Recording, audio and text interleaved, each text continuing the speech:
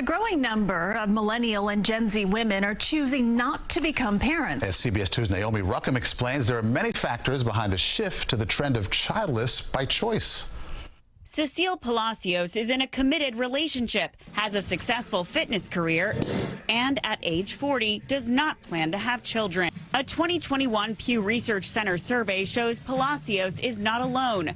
44% of non-parents ages 18 to 49 say it is not too likely or not likely at all that they will have children someday, up 7 percentage points from 2018 survey.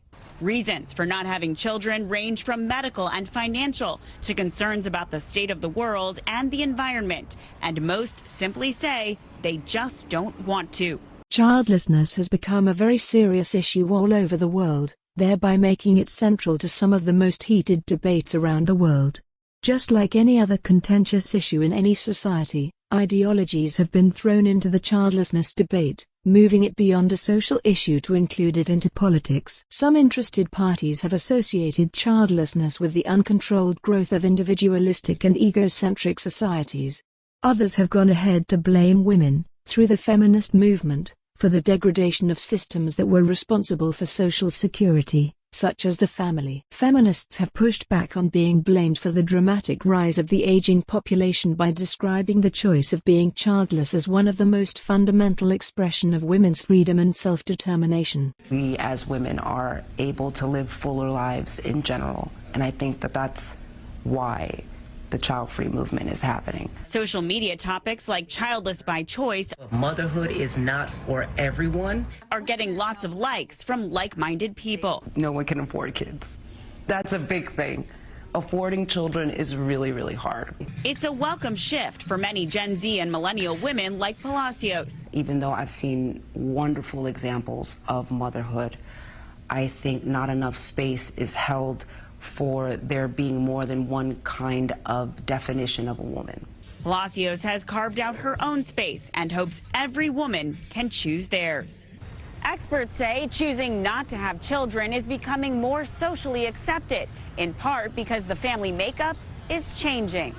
Dr. Paula England is Dean of Social Science at NYU Abu Dhabi. For decades and decades, there was an assumption that to be an adult in our culture, you had to be married and you had to have kids.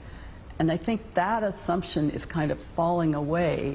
The freedom element of childlessness has been linked to the fact that traditional women's lives mostly centered on being a mother and a wife. Some of the most consistent themes in the childlessness debate include the social stratification of childlessness, the consequences of childlessness, especially as it pertains to the workforce, health, and wellness from an aging perspective.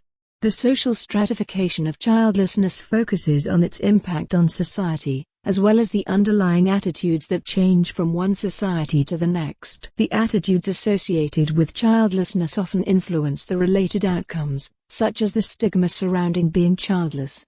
A more persistent socio-economic issue associated with childlessness is the aging burden, where there are fewer working people to support an aging population, both directly and indirectly. On the one hand, direct support for the aging population encompasses children providing financial support to their aging parents.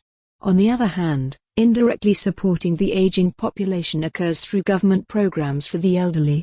Fewer working-age people means more parents burden their children, and the government has narrower tax base to fund programs supporting the elderly. Besides, fewer working-age people translates to the available people having to be overworked, or resorting to alternative generic solutions such as changing immigration laws to influence related patterns, and subsequently widen the task force.